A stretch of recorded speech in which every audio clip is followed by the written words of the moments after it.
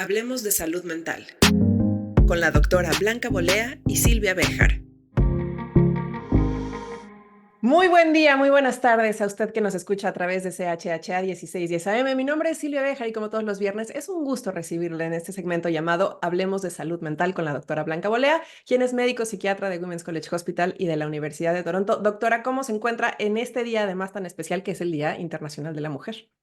Pues muy bien, es un día muy especial para Women's College Hospital. Ujú. Nosotros tenemos nuestra gala esta semana y muy bien, me encanta poder presentar a las mujeres profesionales y a la mujer en general.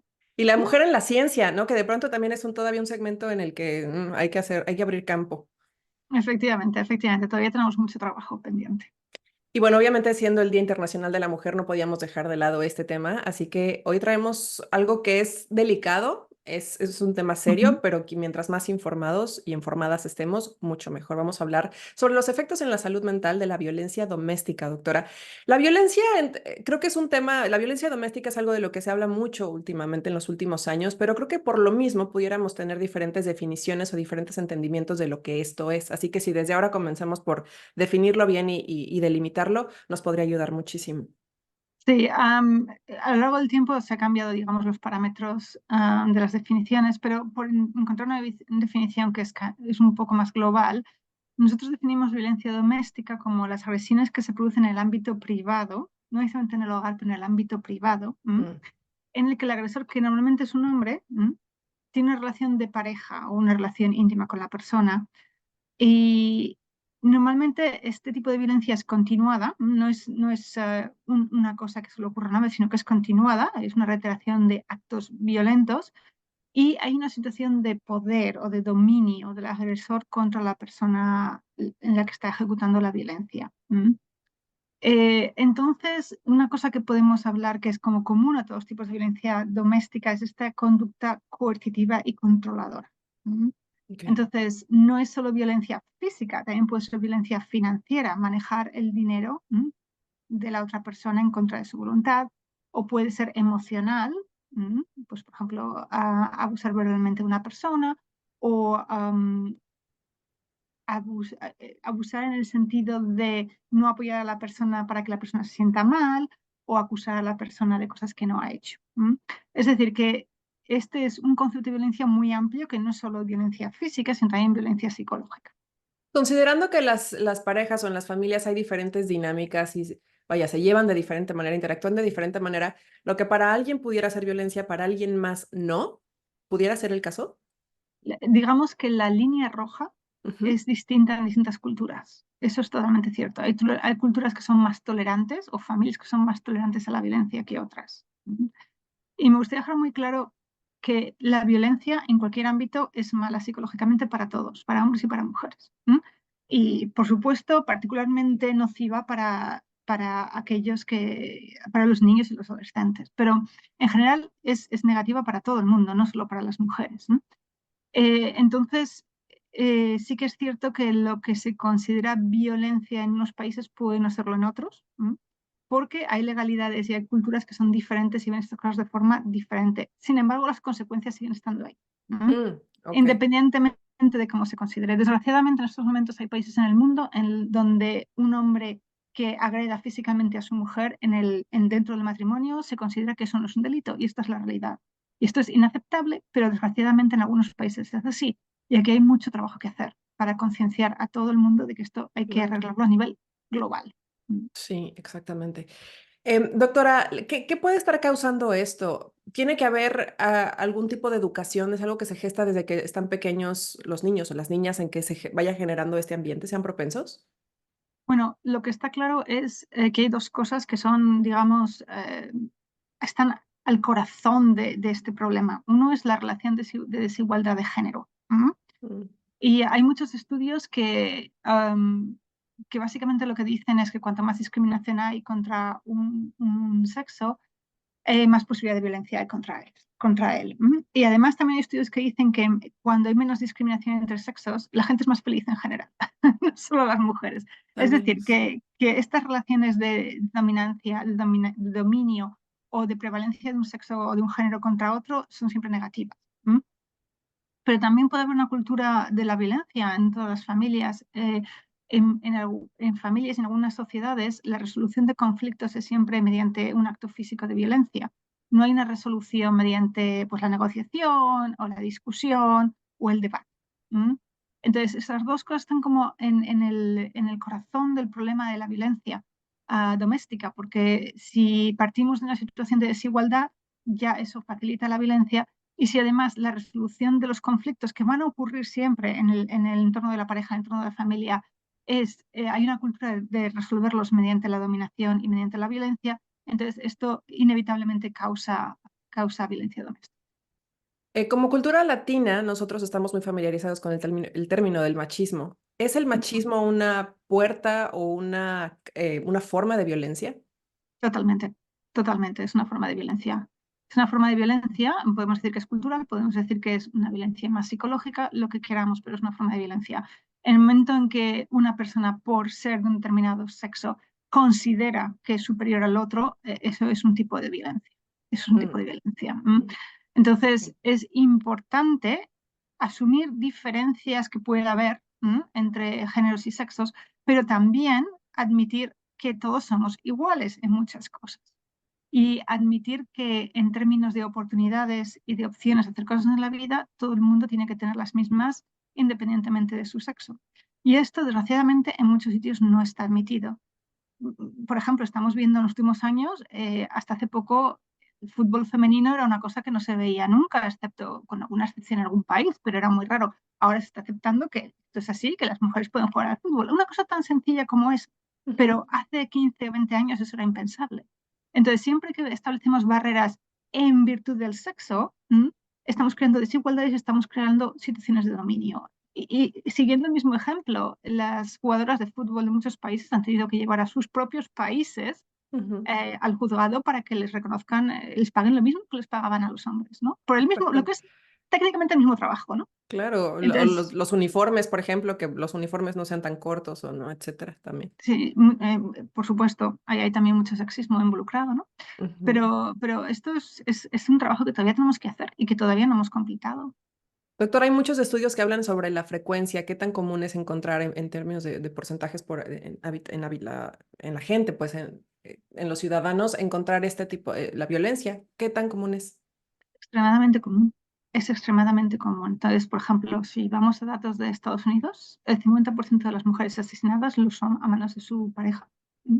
El 50%. O sea, tremendo. Y por cierto, si un oyente dice, bueno, también las mujeres matan hombres, es cierto, alrededor de un 8% de los hombres son asesinados por sus parejas. O sea, una gran diferencia. Porque hay una Abrumador. relación de dominio, ¿no? de preponderancia.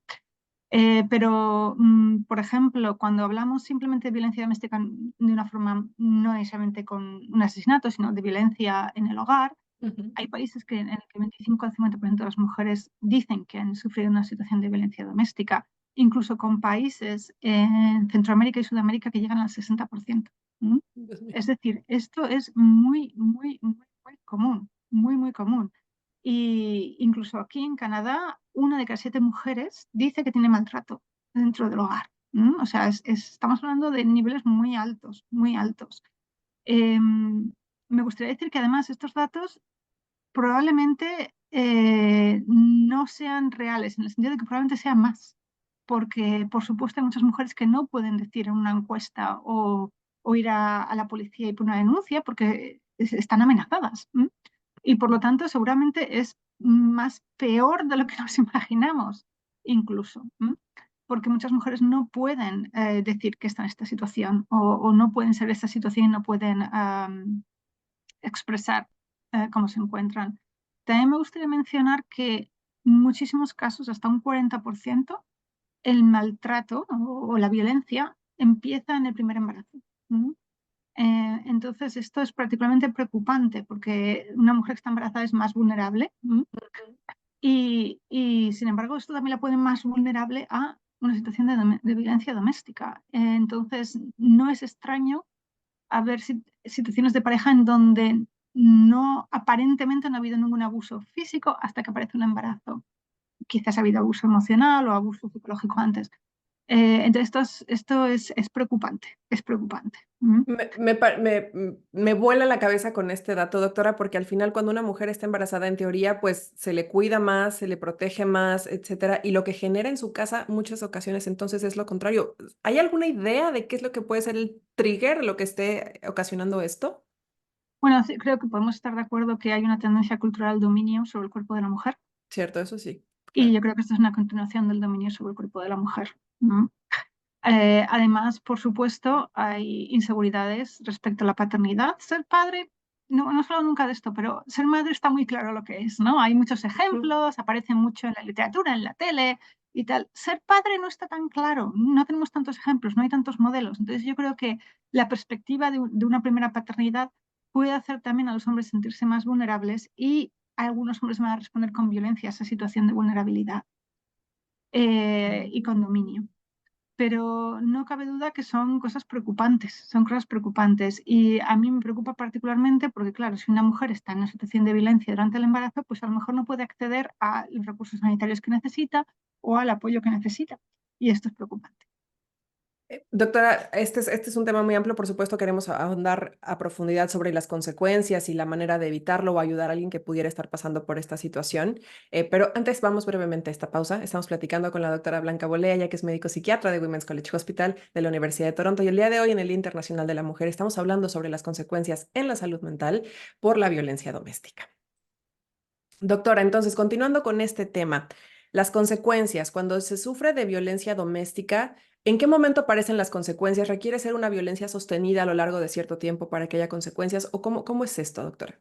Las consecuencias pueden aparecer inmediatamente. Ok. El hogar es un lugar donde nosotros tenemos que sentirnos seguros. En el momento que esa seguridad se interrumpe en el hogar, Ujú, se interrumpe la seguridad en todos los aspectos.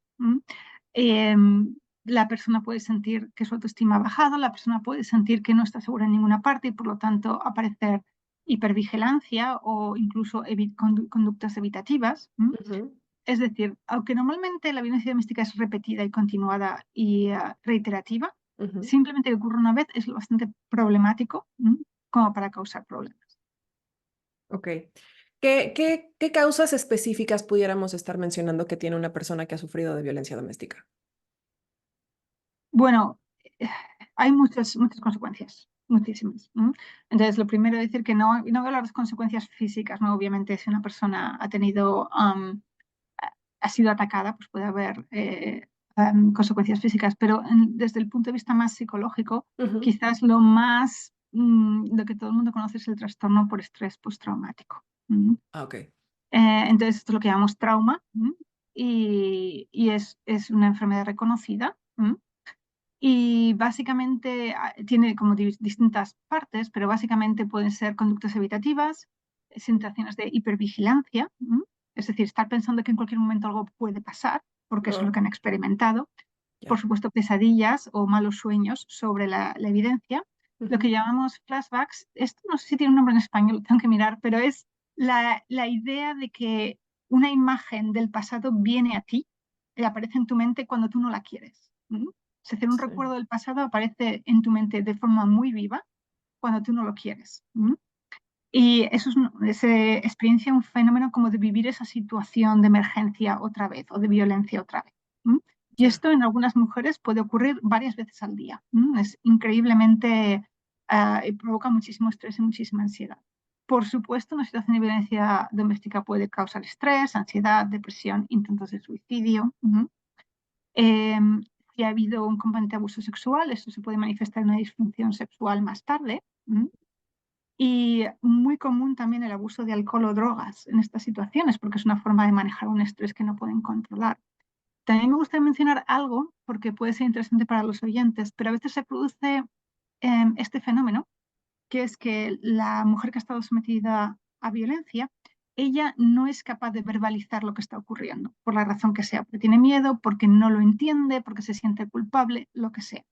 Y entonces va a buscar ayuda por otra cosa, como por ejemplo me duele mucho la cabeza. ¿Mm? Ok.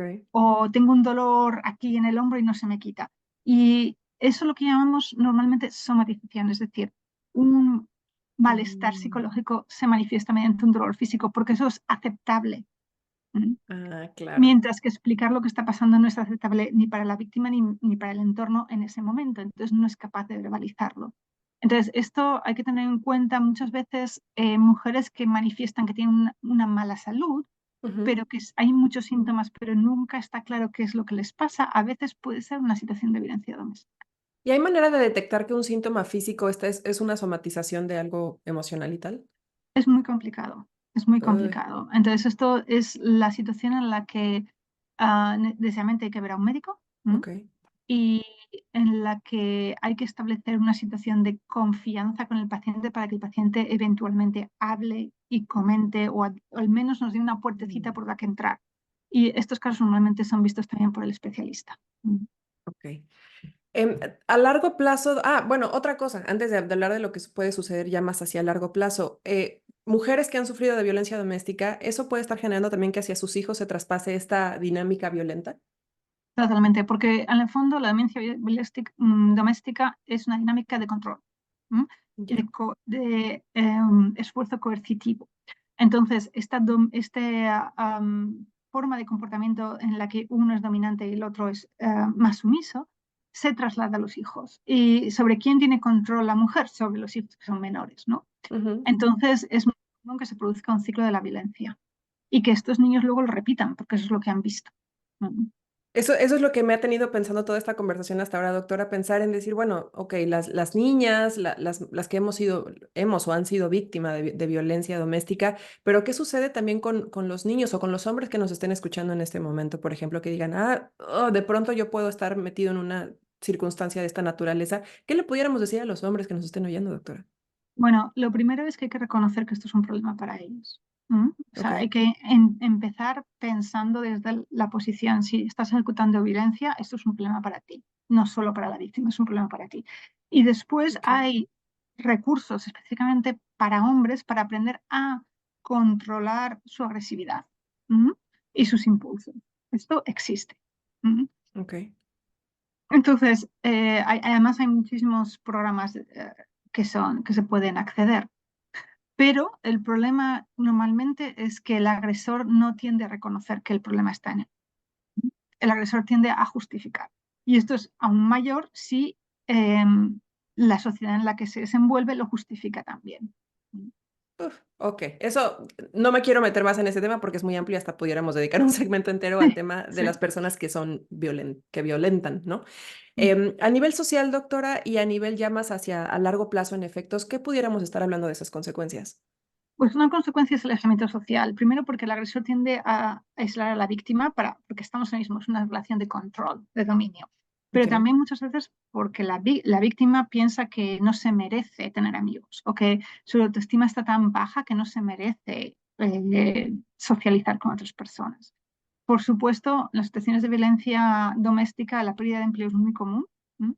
mm, Recordemos, es una situación de dominio. Si la mujer no trabaja, más fácil para la otra persona dominarla, ¿no? mm, Y esto también puede llevar a absentismo laboral, por supuesto, ¿no? Cuando se producen situaciones en las que no te dejo ir a trabajar porque tienes que cuidar de mí, ¿no? Situaciones como de ese tipo. Y además también es muy importante decir que los ciclos de violencia son también transgeneracionales. ¿M? Es decir, hemos dicho que los niños maltratados luego pueden maltratar o ser maltratados porque han normalizado la violencia, pero esto claro. puede ocurrir a base de generaciones y generaciones y generaciones y transformarse. Por ejemplo, en varias generaciones donde ha habido trauma, puede ocurrir que las mujeres tiendan a ser más introspectivas y a no salir de casa porque tienen miedo a un trauma que ni siquiera a lo mejor ellos han vivido claramente, pero que sus madres han vivido y les han transmitido ese miedo. Es decir, que Mm, transgeneracionalmente, incluso si no se transmite el comportamiento, se pueden transmitir las consecuencias. eso es algo que me parece que cómo pudiéramos las mujeres comenzar, es que como yo quisiera hacer como transmitirle a las mujeres que nos estén escuchando, tal vez tú no seas, no lo tengas muy consciente o no lo tengas presente, pero pudieras estar enfrentando una situación de violencia que para ti es una dinámica familiar normal y no lo es, ¿no? Efectivamente, efectivamente. Y aquí es donde hay que hacer mucho esfuerzo sobre los medios para definir qué es normal y qué no es normal. me parece que en el 1975 es el primer año en el que en Estados Unidos se permitía a las mujeres tener una tarjeta de crédito a su nombre y no al de su marido. En el Mm. fondo eso es un tipo de violencia. Claro, sí, Es un tipo de violencia. Entonces, sobre todo teniendo en cuenta que en Estados Unidos las mujeres han trabajado prácticamente desde la incepción del país, ¿no? sí, Entonces, estas son las cosas que las que tenemos que luchar las mujeres que podemos. Mantener nuestros derechos, asegurarnos de que nuestros derechos no solo son mantenidos, pero que no van para atrás. ¿M? Y también educar a las generaciones futuras en situaciones de comportamiento que son más positivas, más claro. positivas para todos. Y sobre todo, me gustaría, digamos, enfatizar una cosa, y es que la violencia contra la mujer es mala para todos, no solo mala para las mujeres, es mala para todos, es socialmente mala, es algo que no ayuda en ningún aspecto.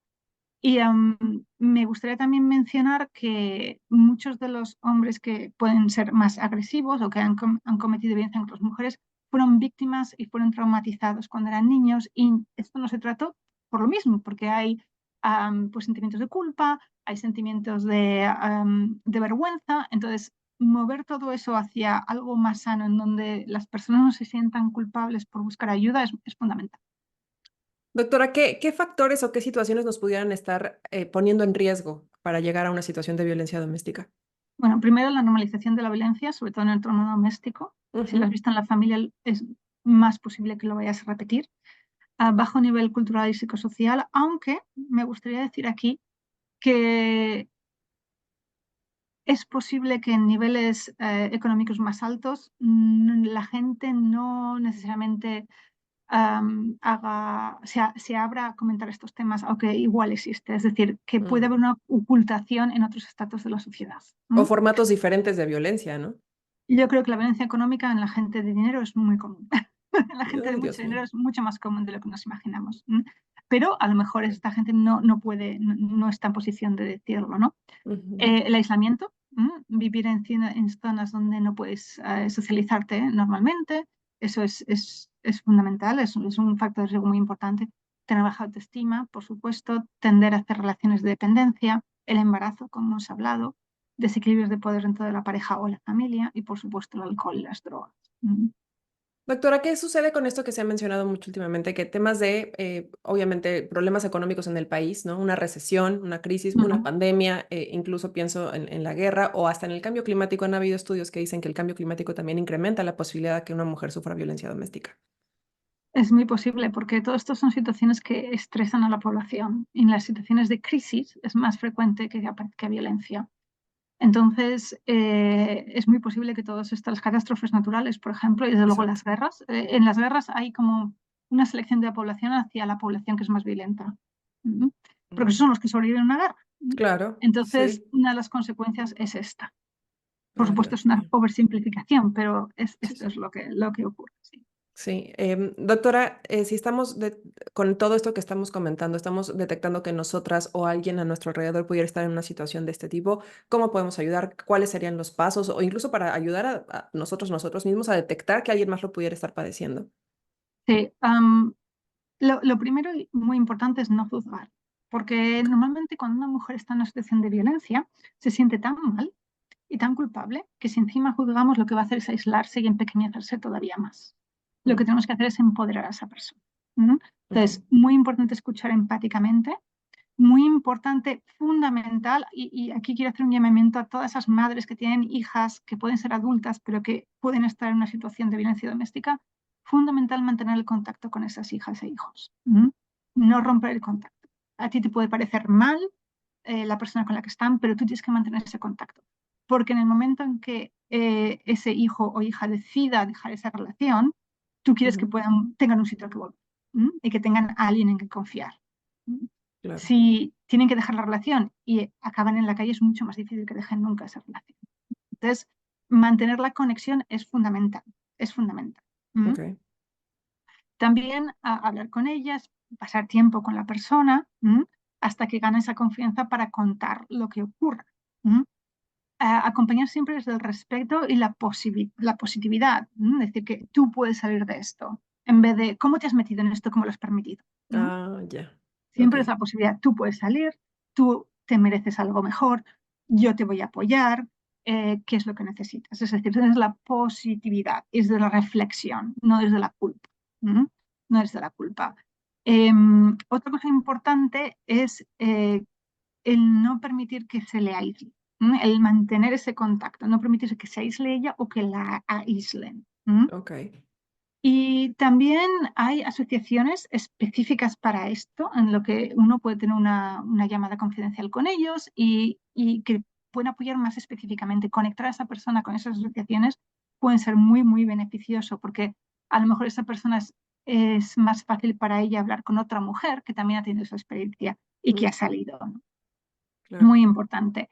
Entonces, siempre dar información y ser muy paciente. Y esto es muy difícil, porque cuando uno tiene un familiar por el que uno se preocupa en una situación así, es muy difícil ser paciente con esa situación. Pero si poco a poco esa mujer que está en esa situación ve que esto es un problema, ya estamos avanzando. ¿M? Me gustaría decir que en situaciones en las que uno sospeche que hay un riesgo inminente, entonces no queda más remedio que contactar a la policía o lo que haga falta. ¿M? Ok.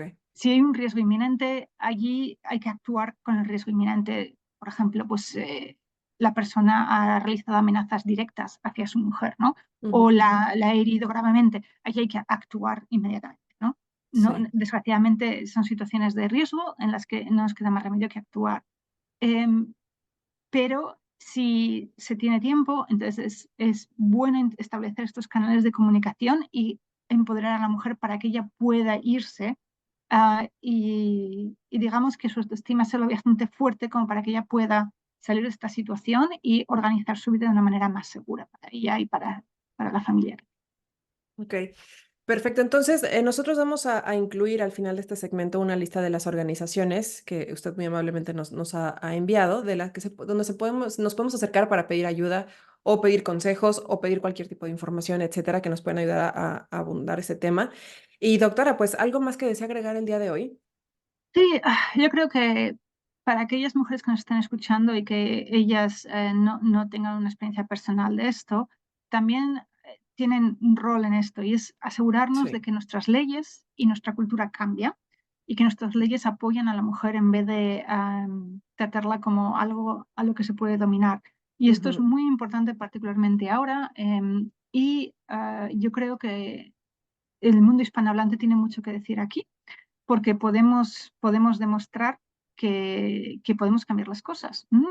Somos muchos países que son países con una gran población que está ahora accediendo a la cultura y a la información y cada vez económicamente más poderoso. Este es el momento de cambiar leyes y de hacer que las leyes sean igualitarias para hombres y mujeres. Y además, cuando hemos hecho campañas para evitar estas cosas, han sido muy, muy, muy eficaces. Es decir, que podemos hacer cosas incluso si uno no está no tiene una experiencia personal, también se pueden hacer cosas intelectualmente para favorecer que estas situaciones no ocurran. Claro, eso es sumamente básico para que también vayamos cambiando el panorama a las siguientes generaciones, ¿no? Eso es imprescindible. Doctora, si alguien en este momento dice, "Ay, con todo lo que estoy escuchando, no sé si estoy en una relación violenta, ¿qué pregunta pudiera hacerse esa persona cuya respuesta nos pudiera llevar a identificar si sí o si no? Es como si me siento incómoda o si me siento dominada, ¿cómo pudiéramos definirlo? Pues es curioso porque no creo que haya una pregunta específica. Lo que Ok, se tiene que plantear es, en mi vida personal con mi pareja, hago muchas cosas soy forzada a hacer muchas cosas que no haría de otra manera. ¿M? Sin que mi voz se oiga. Por supuesto, en una pareja siempre va a haber compromisos en cosas, pero claro, y todos es cedemos en algún punto y tal, ¿no? Ujú. exactamente, pero hay discusión sobre esto, hablamos sobre esto, opinamos, valoramos, mi pareja me escucha y me valora en lo que digo y en lo que hago, o actúa incluso cuando yo no quiero que haga algo. Y sobre todo es mis barreras de seguridad alrededor de mi cuerpo y de mi vida psicológica Ok, están siendo invadidas constantemente. Por ejemplo, una pareja constantemente mirando a tu teléfono a quien has llamado. Eso es una barrera que tú tienes derecho a tu intimidad en tu está teléfono. siendo ¿M? rota, claro. O que abre tu correo, o que sin tu permiso, o que, por ejemplo, utiliza tu dinero sin tu permiso, ¿no? Ujú.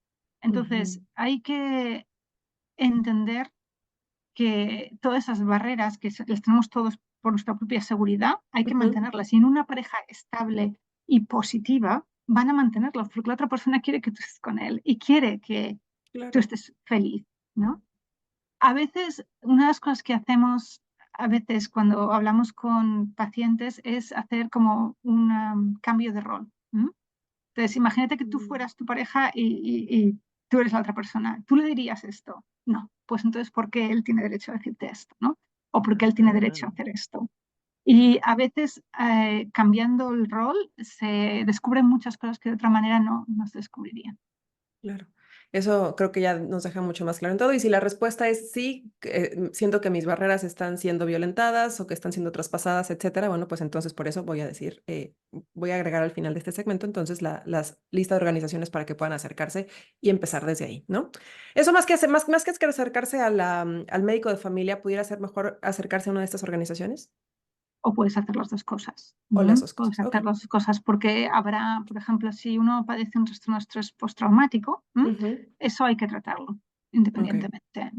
Y tenemos, en Toronto tenemos la suerte de tener todo un programa sobre el Ujú, trastorno de estrés postraumático que la gente puede acceder y en distintos hospitales tienen otros programas también. Es decir, ok, que si hay síntomas claros de estrés postraumático, definitivamente eso hay que hablarlo con un médico. Y la ok, ventaja de ir a una organización es que te pueden ayudar con un plan de seguridad para ti misma ok. y si decides dejar esta pareja, pues ellos te pueden contactar con un sitio en el que puedas estar, que sea seguro, etcétera, o acompañarte a la policía o lo que uno decida que es la mejor opción. Entendido. Bueno, pues ya se nos está mega acabó el tiempo, doctora. Ni hablar se nos fue muy rápido. Obviamente era un tema muy importante, es muy amplio. Si hay preguntas, que por favor las hagan llegar. Recuerden que tenemos el correo electrónico, hablemos de salud mental 01@gmail.com. Repito, hablemos de salud mental 01@gmail.com. También tenemos un WhatsApp al cual se pueden acercar. Ya tenemos algunas preguntas. La siguiente semana estaremos ya desahogándolas, doctora, ya que tengamos un tema un poquito menos abundante como este, que es el 416-577-0228. 416-577-0228. Hoy es el Internacional de la Mujer y no queríamos dejar pasar esto. Así que bueno, doctora Blanca Bolea, médico psiquiatra de Women's College Hospital y de la Universidad de Toronto, muchísimas gracias como siempre por este segmento. Encantada de estar aquí. Hablemos de salud mental con la doctora Blanca Bolea y Silvia Béjar.